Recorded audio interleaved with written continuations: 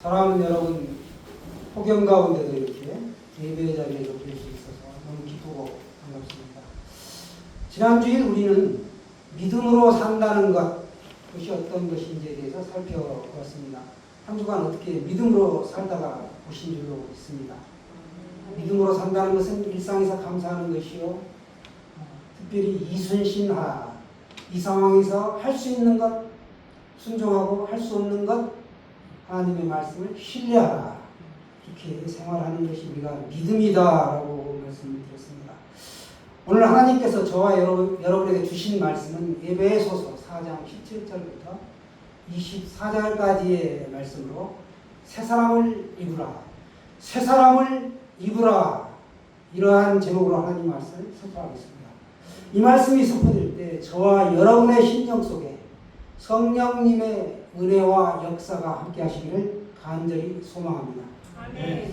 매년 세계 행복 보고서를 발표하는데요. 거기 한국인이 생각하는 행복의 조건 1위가 있습니다.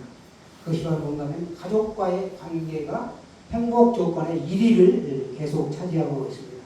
그런데 불행하게도 결핍의 조건 1위는 뭔가 하면 돈이라는 것입니다. 정말로 행복의 조건을 소중한 사람과의 관계라고 생각한다면 불행의 조건도 역시 소중한 사람과의 관계가 되어야 되는데, 이상하게도 자신을 불행하게 만드는 가장 결정적인 요소는 재정 상태다. 그렇게 이야기합니다. 즉 이를 통해 우리가 알 수 있는 것은 소중한 사람과의 관계가 행복에 있어서 굉장히 중요하지만 그 관계를 형성하는 데는 돈이 밑바탕이 되어 있다. 돈의 영향력이 가히 절대적이다. 이렇게 분석해 볼 수 있습니다. 자본주의 사회에서는 돈이면 다다. 그렇게까지 말하는 사람들이 많죠. 왜곡된 이 돈에 대한 믿음, 이것이 바로 사람과의 관계를 단절시키고 외로움을 주고 결핍을 가져온다라는 겁니다. 현대 사회는 따라가기 힘들 정도로 발전의 발전을 거듭하고 있습니다. 요즘은 AI 시대, 인공지능이라고 들어보셨을 거예요. 활용하고 계신 분도 많이 계실 텐데, 책 GPT나 또 클라우드라고 이런 프로그램들이 굉장히 많습니다. 거기에 물어보면 아주 상세하게 대답을 잘 해줍니다. 물론 뭐 단점이 있죠. 그러나 그 정도 지금 이렇게 발전한 세상에서 우리가 살아가고 있는데, 모든 것이 경제 논리로 기결되어서는 안 되겠다라는 걸 말씀드립니다.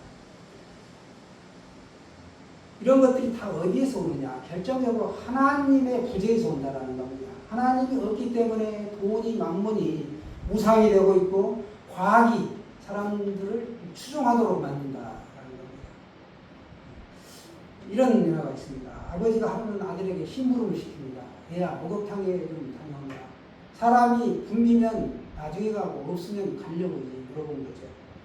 그리고 아이가 목욕탕 앞에 가서 이렇게 들어가고 나가는 사람들을 쭉 보니까 그 앞에 돌멩이가 하나가 뾰족하게 튀어나와 있는 겁니다. 그래가지고 거기에 가끔가다 사람들이 넘어지기도 하고 다치기도 하고 그러는 거예요. 계속 지켜보니까 한 20-30명이 지나갈도록 계속 지켜보다가 이제 가려고 하는데 어떤 사람이 지나가다가 딱 걸려서 넘어지는 겁니다. 그러더니 그 사람은 일어나서 그 돌멩이를 치우고, 왜 이 돌이 여기에 있지? 다칠 수 있겠구나 하고 갔는데, 다른 사람들은 다 불평불만만 하고 자기만 지나가면 끝났다라는 겁니다. 마치 면접 시험장에서 일부러 휴지를 떨어뜨려 놓고 누가 죽나 어떻게 대응하는 걸 바꾼 것처럼 사람들이 그러더라는 거예요. 그걸 보고 아들이 집에 돌아와서 아버지에게 말씀드립니다. 아버지, 목욕탕에는 딱 한 명뿐 없습니다. 그러자 아버지가 그래, 지금 목욕이나 가자 하고 갔는데 표를 끊고 들어가 보니까 웬걸 사람이 막 버글버글 하는 겁니다. 그때 아버지가 역정을 내죠. 사람이 한 명뿐이라는데 이게 도대체 뭐냐? 그랬더니 아들이 그 돌멩이를 치웠던 사람을 손가락으로 가리키면서 아버지, 사람다운 사람은 저 사람밖에 없습니다 하고 자초지종을 얘기해 주었다는 겁니다. 그렇습니다. 우리가 사람다운 사람, 행실에서 드러나지요. 모든 사람이 싫어하는 걸 다 합니다. 누구나 싫어하는 게 있으면. 그런데도 그걸 쉽게 바꾸려고 하거나 고치려고 하지 않는 게 사람의 습성이죠. 이걸 현대 심리학에서는 고착 상태다라고 특별히 말하고 있습니다. 종래의 그 어떤 좀 미숙한 어떤 습관, 또 부정적인 습관, 이런 것들을 버리지 않고 계속 유지함으로써 심리적인 안정을 얻으려고 하는 현상을 고착 상태다라고 하죠. 사람은 변화되는 것을 싫어해요. 그걸 보면 낡은 것에 매여서 변화되지 않고 지금까지 해오던 그걸 따라서 계속 하려고 한다는 겁니다. 그런데 세상은 계속 변하고 있죠. 빠르게. 자신은 그걸 고수하는 것 같이 일견 보이지만 실상은 방향이 달렸을 뿐 변화하고 있다는 겁니다. 반대쪽으로 가고 있는 거예요. 변화되는 쪽이 반대 방향. 진취적이지 않고 퇴보 쪽으로 간다라는 걸 알 수 있습니다. 나는 절대로 변하지 않을 거야. 물론 좋죠. 어떤 신념을 가지고 사는 거예요. 긍정적인 어떤 변화가 필요합니다. 그러나 변하지 않는 것도 필요하고. 내가 퇴보라고 하는 거꾸로의 변화를 지금 걷고 있는가. 이게 바로 이제 옛습관이라는 겁니다. 옛사람을 버리고 새사람으로 변화를 받으라. 옛사람을 버리고 새사람을 이구라라고 오늘 말씀하고 있습니다. 옛사람은 육체가 주도적으로 움직이는 타락한 인간의 본성 상태를 말합니다. 예수 믿기 전의 상태. 그 상태죠. 옛사람. 그러나 새사람은 영이 주도하는 사람이죠. 육체를 따라가는 그런 삶이 아니라 이제 옛 습성을 버리고 새사람으로 변화된다. 그걸 말씀하고 있습니다. 그러려면 옛 습관을 한 6가지 정도를 버려야 되는데 대표적으로 오늘 성경은 말씀합니다. 첫째는 허망하다라는 겁니다. 허망함. 이건 목적을 상실해버렸고 의미를 잃어버렸다. 내가 직장에 다니고 사업을 하지만 무엇 때문에 직장에 다니고 사업을 하는지 구체적인 어떤 그 목적이 없다라는 겁니다. 이게 바로 허망함입니다. 결혼을 하여 가정을 꾸려나가고 있습니다. 결혼했다라는 것의 의미를 제대로 알지 못하는 것. 이것이 바로 허망함이다라는 겁니다. 그 다음은 어두움인데 어둠이라는 건 총명함이 없다라는 거죠. 판단 능력, 이상의 능력이 결여되어 있다라는 걸 말씀하고 있습니다. 세 번째는 무지함. 무지하다는 건 도덕적인 판단력을 잃어버렸다. 우리는 선악을 구별하는 그 판단 능력이 있죠. 선한 양심이 내 안에 심어져 있습니다. 무엇이 선인지 악인지 분간하지 못하는 상태에서 살아간다. 이거는 바로 판단력을 잃어버린 무지함이라는 겁니다. 허망함, 어두움, 무지함 세 가지가 분별되고 있고요. 다음 또 세 가지. 하나는 굳어지는 마음입니다. 마음이 딱딱해요. 새로운 어떤 경험이나 새로운 말씀이나 이런 것들이 들어갈 만한 자리가 없는 겁니다. 딱딱하게 굳어져 있어가지고. 진을 보면 단단히 뭉쳐있잖아요. 물 뿌리면 들어가나요? 안 들어가죠. 스펀지는 물을 죄다 쪽쪽 흡수하지만 그렇지 않죠. 굳어지는 마음, 강팍해지는 마음. 그건 자신의 고집과 아집으로 똘똘 뭉쳐있는 겁니다. 그걸 말씀하고 있습니다. 다섯 번째는 무감각. 한마디로 영적 감각 능력이 제로라는 겁니다. 어떤 말씀이 와도 반응을 하지 않아요. 피리를 불어도 춤추지 않는다. 하고 있죠. 양심이 묻어진 채로 살아가는 옛사람의 모습. 이게 이제 여섯 번째 방임인데요. 포기 상태. 이걸 말합니다. 앞가자는 얘기냐, 뭐 그런 얘기 한때 유행했었는데, 더 이상 기대를 걸 수 없을 만큼 인간됨을 포기한 최악의 상태. 그게 바로 방임입니다. 될 대로 되라는 식으로 살아가는 것입니다.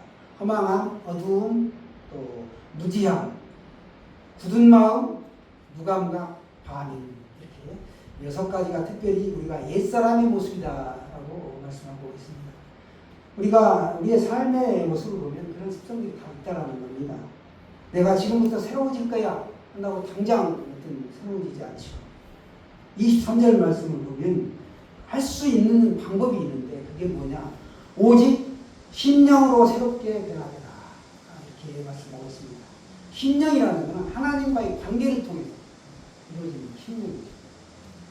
관계를 통해서 새 사람을 입으라 이렇게 말씀하고 있습니다. 새 사람을 입는다는 건 우리가 옷이 더러워지면 헌옷을 벗고 새 옷으로 갈아입는 것처럼 옛 습성을 벗어버리고 새로운 하나님의 말씀으로 채우는 겁니다. 그걸 말씀하고 있습니다. 그럼 탕자가 집에 들어갔을 때 아버지가 굉장히 반기죠. 아들은 나를 초라한 품꾼의 하나로 여겨달라. 아버지와 하나님께 죄를 범했으니 나는 더 이상 아버지의 아들이라 이끌을 받지 못하겠습니다. 라고 그냥 품꾼을 하나 여겨주고 밥만 먹여주세요. 재워주고 그걸 했던 거예요. 그러나 아버지는 먼 데서부터 벌써 자기 아들이라는 걸 알아보죠. 그리고 거슴발로 쫓아가서 아들을 껴안고 입맞추고 아버지의 그 귀한 옷을 종들을 시켜서 꺼내서 입게 한단 말이죠. 자녀라는 신분이 바로 이 옷을 통해서 드러나는 겁니다. 낡은 옷을 버리고 새 옷을 입으라. 새 사람이 된 이 탕자처럼 우리가 아버지와의 만나는 관계에서 우리가 말씀으로 변화를 받는 거죠. 새 사람으로 변화됩니다. 우리가 새 사람으로 바꿔지기 어떤 변화들이 많습니다. 어떤 자기 하루의 루틴, 그 생활 습성을 바꾸기 위해서 시간표를 바꾸고 구조를 바꾸고 이런 것들을 하죠. 제도를 바꾸려고 합니다. 사회에서는 어떤 제도를 바꿔서 바른 길로 가기 위해 노력을 합니다. 그러나 그 제도를 바꾼다고 해서 가치관이 달라지고 내면이 바뀌지 않는다 할 때 그걸 해결하려고 했었던 사람이 칼 마르크스입니다. 공산주의죠. 그러나 외적인 문제로 가지고는 어떤 제도나 어떤 그런 걸로 가지고는 절대적으로 내면의 구조를 바꿀 수 없다. 바꿀 수 있는 건 심령이 새롭게 변화될 수 있는 것은 하나님의 말씀이죠. 내적인 것은 내적으로, 영적인 것은 영적으로만 가능하다. 우리가 그렇게 변화된 걸 중생이라고 합니다. 거듭났다. 새롭게 태어났다. 이렇게 말씀하는데 하나님과의 만남의 문제라는 것이죠.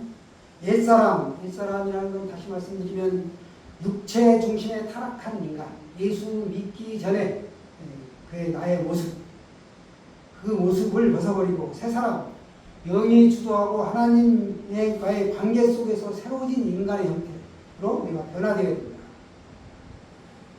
엘리나라는 분 들어보셨는지 모르겠어요. 1990년도에 노벨상 후보에까지 올랐던 분인데 노인의 어머니라고 이렇게 불리우신 분입니다. 세계적으로 아주 크고 훌륭한 양론을 만들었습니다.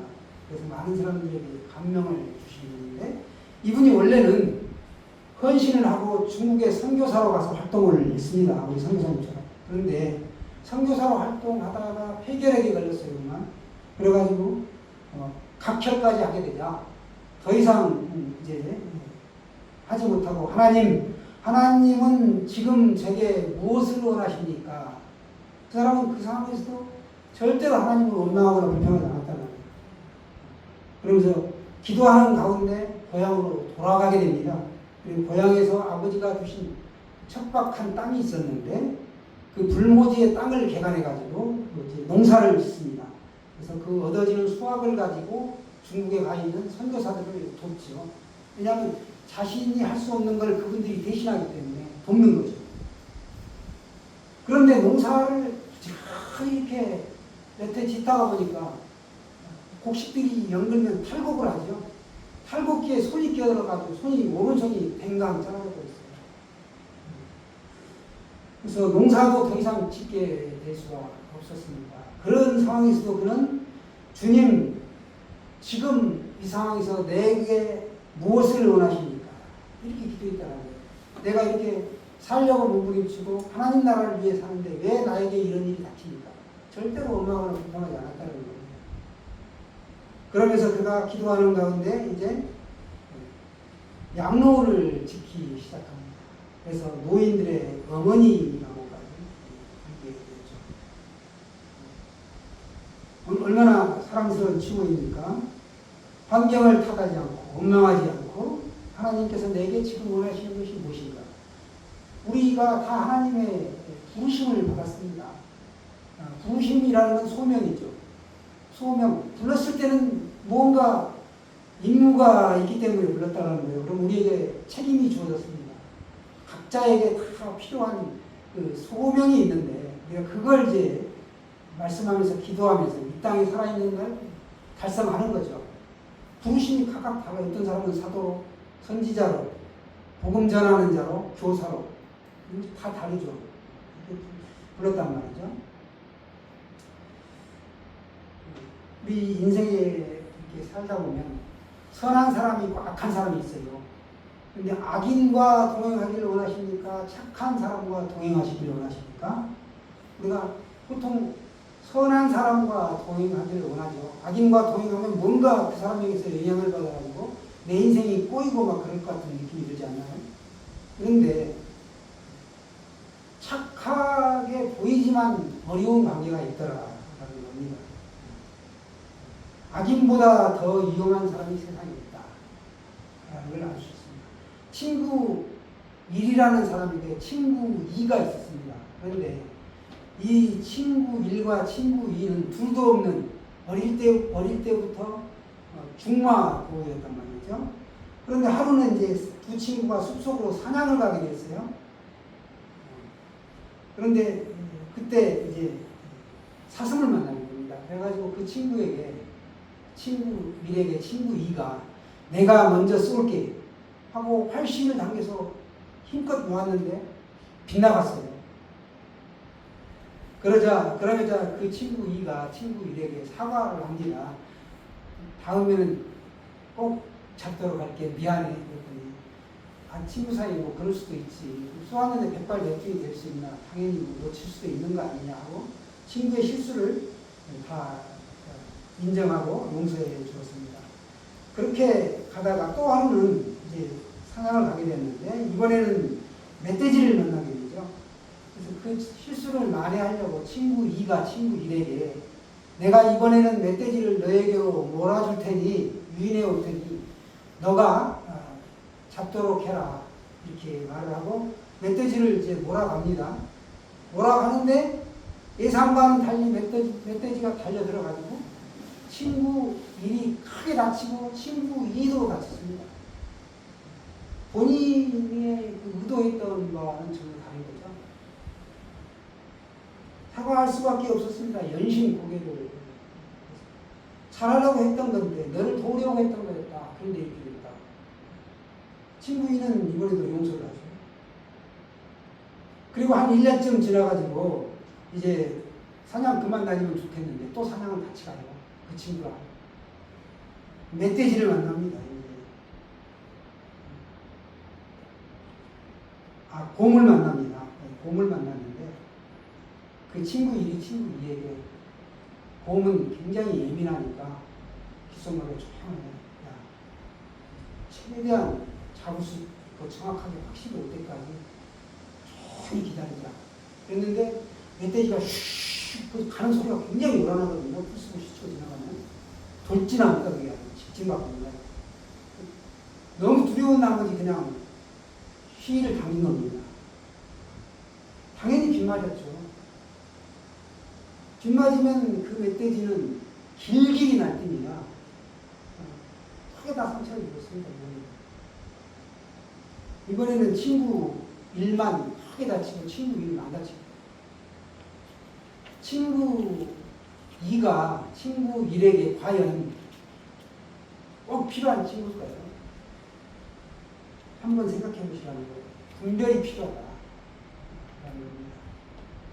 여러분은 우리가 이 사람과 이렇게 살다 보면 자신의 인생을 무너뜨리는 사람 만나게 된다. 겉으로는 굉장히 선해 보이고 착하고 둘도 없는 사람 같이 보이지만 지혜가 결여되어 있고 분별력이 없기 때문에 그 사람과 같이 살면 내 인생의 발목을 잡아요. 그런 사람은 절대 가까이 할 분이 아니다. 알 수 있습니다. 근데 사람을 분별을 어떻게 해요? 하나님이 주신 말씀으로 분별하는 거죠. 우리가 어떻게 알 수 있냐? 새 사람을 입을 때 우리가 사람을 분별할 수 있다. 하나님이 우리를 부르신 목적이 있는데, 소명을 주시고 부르신 목적이 있는데, 성도라 하는 것은 불러낸 사람들이에요. 앞으로 불러낸 사람들, 구별하여 낸 사람들이기 때문에 거룩한 사람이 거룩한 우리 하나님의 예수님의 제자로 거룩한 사람입니다. 이 거룩이 목적이라는 겁니다. 그런데 보면 껍데기만 바뀐 사람이 있어요. 이건 그냥 일반적인 단순한 거룩이죠. 또 한 가지는 분별력이 있는 속이 바뀐, 속사람이 바뀌는 분별. 분별이죠, 분별.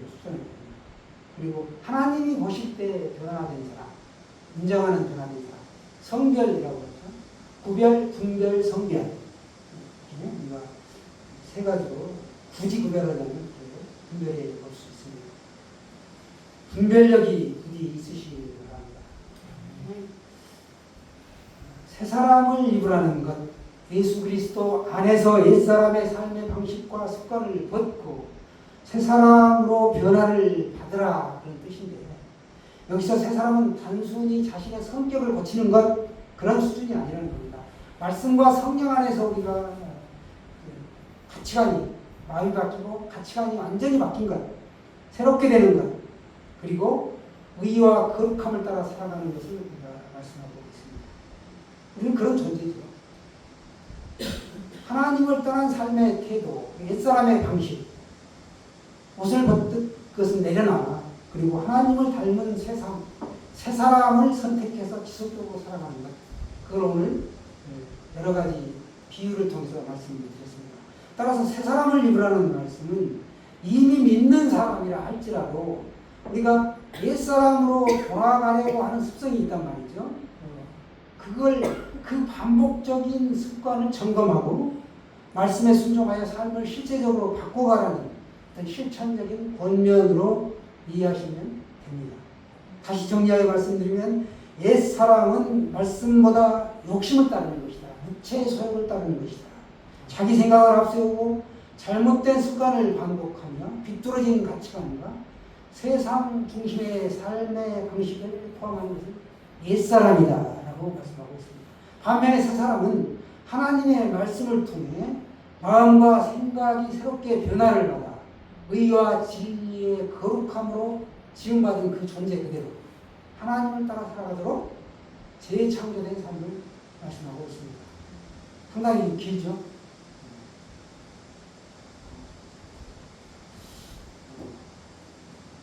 유혹의 욕심을 따라 썩어져가는 구습을 쫓는 옛사람을 벗어오다. 22절이 말씀합니다. 그러면서 하나님을 따라 의와 진리의 거룩함으로 즐기기만은 새 사람을 입으라. 이렇게 말씀합니다. 오늘 저와 여러분이 새 사람을 입으시기를 간절히 축원합니다.